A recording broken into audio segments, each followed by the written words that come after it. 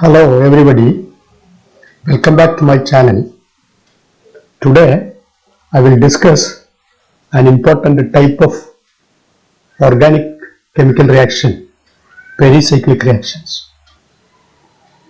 You know, organic reactions may either be substitution reactions, elimination reactions, addition reactions, or rearrangement reactions.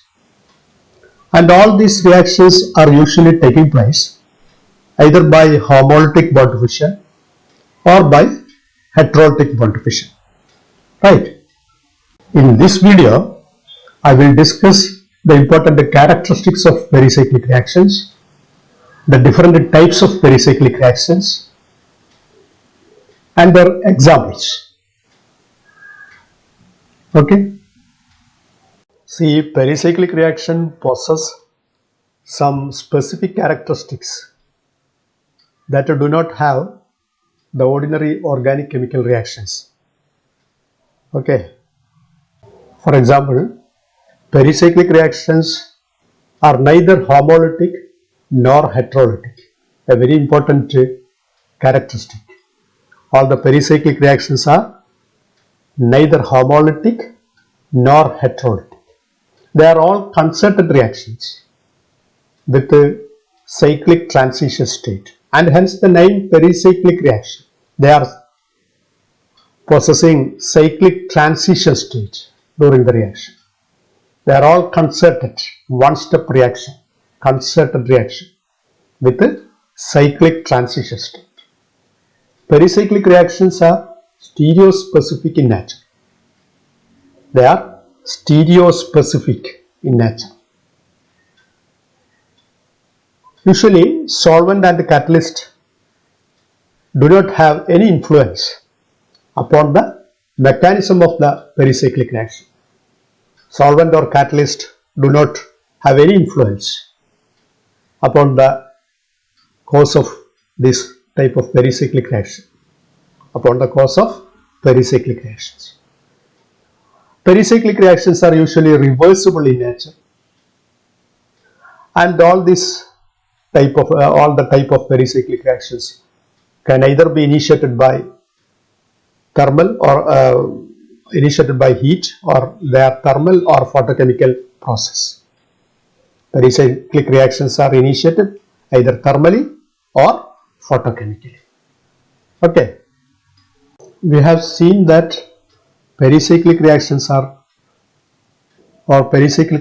are neither homolytic or heterolytic. Ordinary chemical reactions are taking place either of these processes, but pericyclic reactions are not. Then how this type of reaction taking place? What will be the mechanism of pericyclic reaction? Woodward and Hoffman suggest a reasonable mechanism for pericyclic reaction, and it's known as Woodward and Hoffman's rule. Woodward and Hoffman's rule of pericyclic reaction. According to them, and this rule is usually represented as Woodward and Hoffman's rule for conservation, or rule of conservation of symmetry properties of orbitals.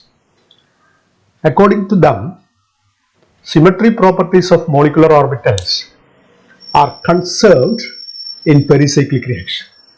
Symmetry properties of molecular orbitals are conserved in pericyclic reaction.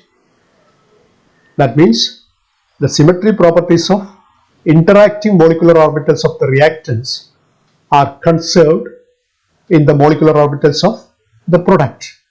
That means a symmetry molecular orbital with respect to a particular element of symmetry of the reactant is usually transformed into the molecular orbitals of the product, which having the same symmetry properties as of reactant, the molecular orbitals of the reactant. That is Woodward-Hoffman's rule. See how the symmetry properties of molecular orbitals are determined. The symmetry properties are defined by number of nodes and lobe sign, by number of nodes and lobe signs of molecular orbital. By noting the number of nodes and lobe signs in each of the molecular orbitals, interactive molecular orbitals, we can determine their symmetry properties. And these symmetry properties of the molecular orbitals of the reactants should be conserved in molecular orbitals of product and vice versa. That is the Woodward and Hofmann's rule for pericyclic reaction. Okay. For example, consider the case of pi molecular orbitals in ethylene. It is pi bonding molecular orbital of ethylene. It is formed by the addition of atomic orbitals according to the linear combination of atomic orbital principle or LCAO principle. These molecular orbitals, you can see a mirror plane has a mirror plane. It has a mirror plane, and hence we can say it is mirror symmetric. Mirror symmetry.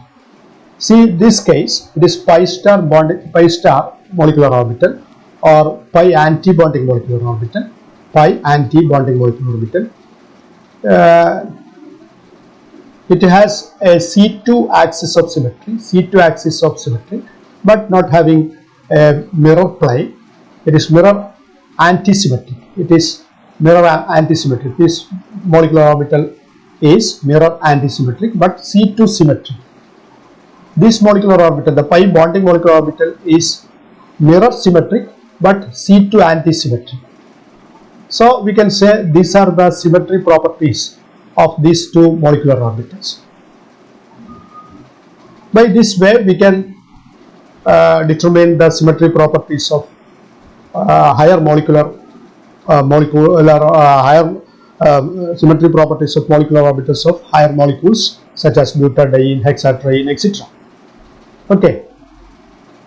Also you can see this pi star antibonding or antibonding molecular orbital has a nodal plane, but this pi bonding molecular orbital has now such a nodal plane present in the molecular orbital. That is also has to be considered. Okay. Now consider the molecular orbital symmetry properties in butadiene molecule. See butadiene having two pi bonds, and hence it has 4 pi molecular orbitals indicated as pi 1, pi 2. These are two bonding molecular orbitals. Pi 3 and pi 4 are two anti-bonding molecular orbitals. These are the molecular orbital pictures for pi molecular orbital of butadiene.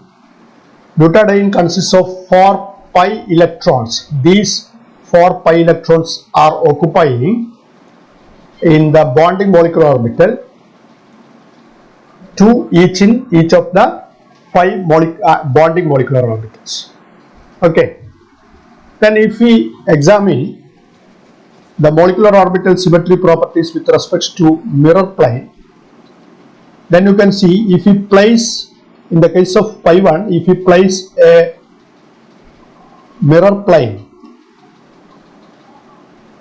which bisects the molecular orbital into two equal halves, then you can see this half will be the mirror image of this half, and so we can say the pi 1 molecular orbital has a mirror plane or mirror symmetric. The property is mirror symmetric. Similarly, if you place a mirror plane in the middle of this pi 2 bonding molecular orbital, that will be the HOMO, highest occupied molecular orbital, you can see this half is not equivalent to this half, or it is not the mirror image of this half. Okay, they are not mirror image to each other. Thus we can say it is mirror, this molecular orbital is mirror anti-symmetric.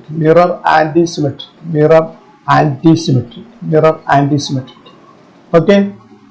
Similarly, if you place a mirror plane in the middle of in the center of pi 3 molecular orbital, for example, you can see this half will be the mirror image of this half, and hence we can say it is this molecular orbital is mirror symmetric. Mirror symmetric. Okay, it is mirror symmetric. Similarly, if we take the case of this pi 4 molecular orbital, that is the antibonding, highest antibonding molecular orbital, then you can see this half is not the mirror image of this half, and hence it is mirror antisymmetric. Mirror antisymmetric.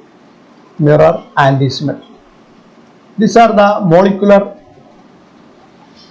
orbital symmetry properties with respect to mirror plane in these 4 pi molecular orbitals of butadiene. Okay, then you can also see this molecular orbital pi 1 having no nodal plane. There is no nodal plane.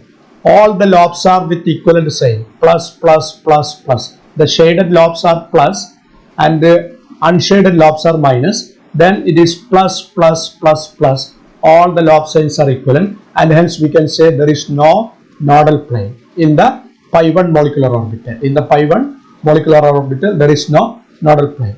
In the case of pi 2 molecular orbital, you can see here it is plus and minus. It is plus and minus.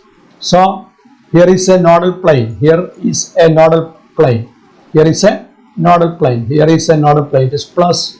It is minus. Nodal plane. One nodal plane present in pi 2 molecular orbital. In the case of pi 3, you can see here is a nodal plane. It is plus and it is minus, so there is a nodal plane.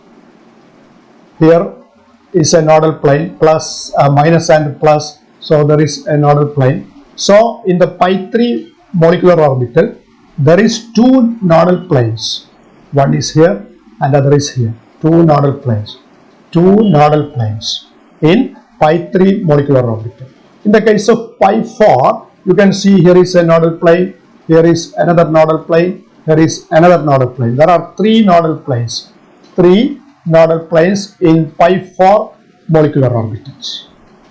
Okay. Accordingly, the symmetry properties with respect to mirror plane will change. It is mirror symmetric. Pi 1 is mirror symmetric. Pi 2 is mirror antisymmetric. Pi 3 is mirror symmetric. Pi 4 is mirror antisymmetric. Okay. Then if you examine the molecular orbital symmetry properties with respect to C2 axis, draw an axis passing through the center of the molecular orbital and rotate this molecular orbital to 180 degree. 180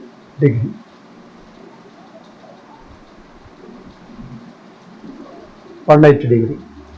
Thereby, if identical structure is obtained, then we can say the molecular orbital will have a C2 symmetry. For example, in this case, if we rotate this molecular orbital to 180 degree,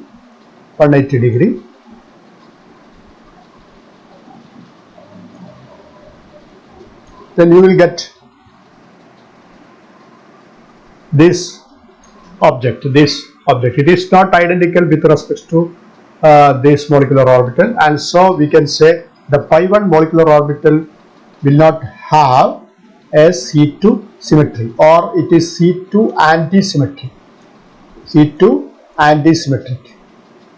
The pi 1 molecular orbital is C2 antisymmetric. C2 antisymmetric. Okay. Then if we examine the C2 symmetric C2 properties with respect to this pi 2 molecular orbital, you can see if you rotate the pi 2 molecular orbital with respect to this axis to 180 degree, then you can see we will get this molecular orbital. It is similar to this molecular orbital, identical structure. So the pi 2 molecular orbital has a C2 symmetry, or we can say it is C2 This pi2 molecular orbital is C2 symmetric. C2 symmetric. Okay. Then if we take the pi3, that is the antibonding, first antibonding molecular orbital, then if you rotate this molecular orbital through the center and through the an axis, C2 axis is passed, thereby if you rotate this molecular orbital to 180 degree, then we will get this half rotate 180 and this half rotate 180 upside, this half rotate 180 degree downside. So you will get this structure, this structure. This structure, you can see it is not identical, it is not identical, not identical, and so it has, or it is C2 antisymmetric. This molecular orbital is C2 antisymmetric, C2 antisymmetric, right? Then similarly, in this case, if we pass an axis through the center of the molecular orbital and rotate to 180 degree, then you will obtain this molecular orbital. The structure is similar to this structure and hence it is C2 symmetric. This molecular orbital is C2 symmetric, C2 symmetric, C2 symmetric. Okay. It is the way by which we can determine the molecular orbital symmetry properties. Okay. See the next example. Hexatriene. Hexatriene. Hexatriene has 3 pi bond and hence it has 6 pi molecular orbital. Among them, 3 pi molecular orbitals are bonding molecular orbitals and the remaining 3 are anti-bonding molecular orbitals. They are depicted like this. See the pi1 bonding molecular orbital. There is no node, and the pi2 bonding molecular orbital. There is a node. There is a node here. Then pi3 molecular orbital. There are 2 nodes that is indicated by vertical dotted lines. Then antibonding molecular orbital pi4 has 3 nodes and pi5 has 4 nodes and pi6 has 5 nodes. Okay. If we follow the same procedure for the determination of mirror plane of symmetry and C2 axis of symmetry for hexatriene, we will get these symmetry properties. For example, for this molecular orbital, it has M symmetric and C2 antisymmetric. For pi2 molecular orbital, M, the mirror plane, will be antisymmetric and C2 will be symmetric. For pi3 molecular orbital, you will get mirror symmetric and C2 antisymmetric, C2 antisymmetric. For pi4 molecular orbital, it will be mirror antisymmetric and C2 will be symmetric. And for pi5 molecular orbital, mirror will be symmetric and the C2 axis will be antisymmetric. For the pi6 molecular orbital, the mirror will be antisymmetric and the C2 axis will be symmetric. Okay, it is the molecular orbital symmetry properties and how to determine this. Okay, it is a way of determination of molecular orbital symmetry properties with respect to mirror symmetry and C2 axis of symmetry. Okay, now let us consider important classes of pericyclic reaction. There is classification of pericyclic reaction. Pericyclic reactions are classified as electrocyclic reactions, cycloaddition reaction, sigmatropic reactions, chelotropic reactions, and group transfer reaction or yin reaction. These are the 5 important classes of pericyclic reaction. We will consider each of these reactions and their examples. Okay. See what is electrocyclic reaction. An electrocyclic reaction is an intramolecular reaction in which a new sigma bond is formed between 2 terminals of linear conjugated system. It is linear conjugated pi system to form a cyclic compound. To form a cyclic compound. It is an intramolecular reaction in which a new sigma bond is formed between the terminals of a linear conjugated pi system to form a cyclic compound. Okay, here one double bond disappears. See, in this compound, linear conjugated acyclic compound, there are 3 pi bonds. Here one double bond disappears and remaining double bonds shift their position. You can see here in the acyclic system there are 3 pi bonds. In the cyclic system there is only 2 pi bond and a new sigma bond is formed. Here new sigma bond is formed here. See, there is change of the positions of double bond here. Here this double bond shift in between these two carbon atoms. This double bond shift here, and this double bond is used for ring closure, and so a new sigma bond is formed. This pi bond gets converted into a new sigma bond. Okay, so an acyclic system of m pi electron gets converted into a cyclic system of m minus 2 pi electrons and a new sigma bond. So we can define electrocyclic reaction is an intramolecular pericyclic reaction in which an acyclic system of m pi electron gets converted into a cyclic system of m minus 2 pi electrons and a new sigma bond.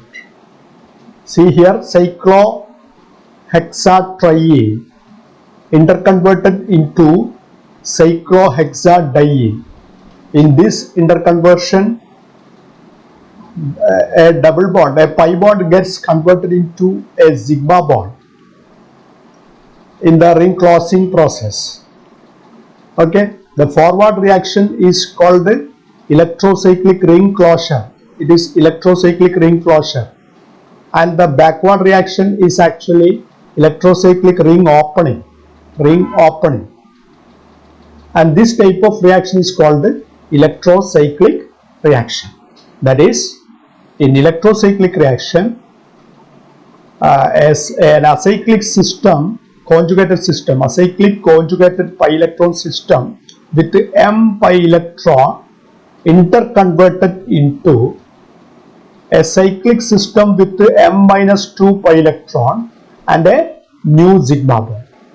For example, hexatriene gets interconverted into cyclohexadiene. It is an example of electrocyclic reaction. Okay, this is another example of electrocyclic reaction in which cyclobutene interconverted into butadiene. Cyclobutene is interconverted into 1,3-butadiene. It is an electrocyclic ring opening reaction. The forward reaction is electrocyclic ring opening reaction. You can see in the cyclic system there is m minus 2 pi electron and a new sigma bond. Here there are, in the acyclic system there are 4 pi electrons. In the cyclic system 2 pi electron and a new sigma bond. Marked in red colored bond. New sigma bond. Okay. The next category of pericyclic reaction is cycloaddition reaction. In cycloaddition reaction, a system of m pi electron adds to a system of n pi electron to form a cyclic adduct. Here, a system of 2 pi electron adds to a system of another 2 pi electrons, and hence it is an example of 2 plus 2 cycloaddition reaction. To form cyclobutane system. In this case, a system of 4 pi electron, butadiene for example, a system of 4 pi electron adds to a system of 2 pi electron, ethene system, to form cyclohexene, the cyclic adduct. So it is an example of 4+2 cycloaddition. You know, 4+2 cycloaddition is a typical example of Diels-Alder reaction. Diels-Alder reaction. Diels-Alder reaction is an example of 4+2 cycloaddition reaction. 4+2 cycloaddition reaction. Okay. The next classes of pericyclic reaction is sigmatropic rearrangement. Sigmatropic rearrangement. As the name indicates, it is the shifting of sigma electron, across a pi electron conjugated system, single bond and double bond, across a pi electron system. And this involves shifting of sigma electron along with the shifting of pi electrons. Actually, the shifting of sigma electron across the pi electron system, that involves the shifting of both these sigma electrons and also shifting of pi electrons. Okay, for example, it is a 1,3 sigmatropic shift. Here sigma electron from the first position to third position takes place with the shifting of this pi electron from here, the first position, to this third position. That is why we will get this product. And so it is an example of 1,3 sigmatropic shift. See the example, 1,3 sigmatropic shift. Here sigma electron from this first position to third position, a shifting of sigma electron from the first position to third position takes place with the shifting of this pi electron from here to here. Okay, and so it is an example of 1,3 sigmatropic shift, 1,3 sigmatropic shift or 1,3 sigmatropic rearrangement. In 1,5 sigmatropic rearrangement, you can see here this carbon hydrogen bond shift from this position, first position to fifth position. Here sigma electrons shifted through the conjugated system from here to, from this position to this position, from the first position to fifth position. So it is a 1,5 sigmatropic shift. 1,5 sigmatropic shift. Okay, 1,5 sigmatropic shift. Right. The next type of pericyclic reaction is group transfer reaction. Group transfer reaction is otherwise called Yin reaction. Group transfer reactions are a kind of pericyclic reaction where one or more groups or atoms gets transformed from one molecule to other molecule, one molecule to another molecule. One or more groups or atoms gets transferred from one molecule to another molecule. Okay, they resembles 1,5 sigmatropic rearrangement since sigma bond moves. Here you can see in this example, sigma bond moves from this first position, carbon hydrogen sigma bond, 2, 3, 4, 5, and hence here this hydrogen shifted here, shifted to here, from first position to fifth position, and so it resembles a 1,5 sigmatropic rearrangement. 1,5 sigmatropic rearrangement since sigma bond moves, and they also resemble a cycloaddition like a Diels-Alder reaction with one of the pi bond of this diene being replaced by a sigma bond. Here a new sigma bond is formed and this pi bond is converted to a new sigma bond, as in the case of Diels-Alder reaction. Okay, nevertheless, since the reaction is bimolecular, see it is, this reaction is bimolecular and no ring is formed, they are neither sigmatropic shift nor cycloaddition reaction. It is a bimolecular reaction and hence it is not a sigmatropic reaction. Sigmatropic reaction is intramolecular reaction. Okay, even though it is bimolecular, no ring is formed and hence it is not a Diels-Alder reaction. In Diels-Alder reaction, a cyclic or ring is formed. Okay, and this type of reactions are known as Yin reaction or group transfer reaction. Okay, and the last type of pericyclic reaction is chelotropic reaction. Chelotropic reactions are those reactions where two sigma bonds are made or broken to the same atom. Two sigma bonds are made or broken to the same atom. It is actually a type of pericyclic cycloaddition reaction. It is a type of cycloaddition reaction.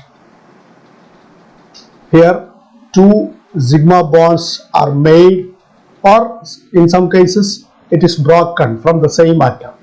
In this example, see, it is a diene plus sulfur dioxide.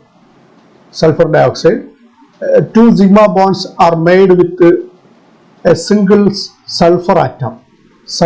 Here two sigma bonds, this bond and this bonds are made with a single sulfur atom, and hence this product is formed. Here this pi electron gets shifted to this carbon atom, this pi bond shifted here, and this pi bond make a bond with the sulfur, a sigma bond with the sulfur, so that this product is formed. Similarly, this ene with this carbene, here also two sigma bonds are formed with this carbon atom of carbene.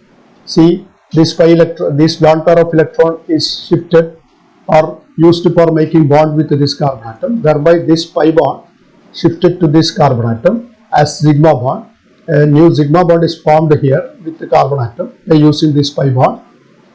Another sigma bond is formed between this carbon atom and this carbene carbon atom. So two sigma bonds are made with this single carbon atom in this pericyclic cycloaddition type reaction, and is called chelotropic reaction.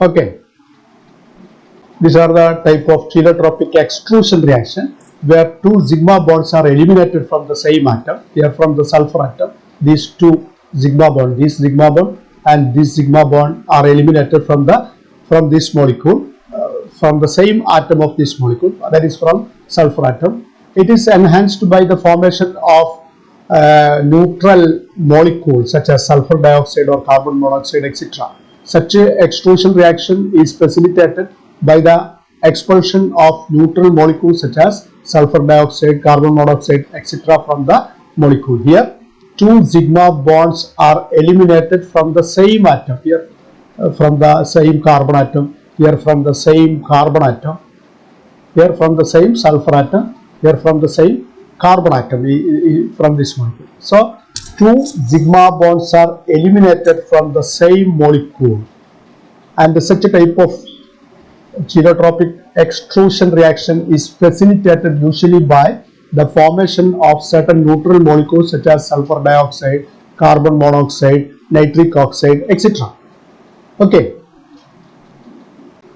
with this I stop my introduction to pericyclic reactions and their classification.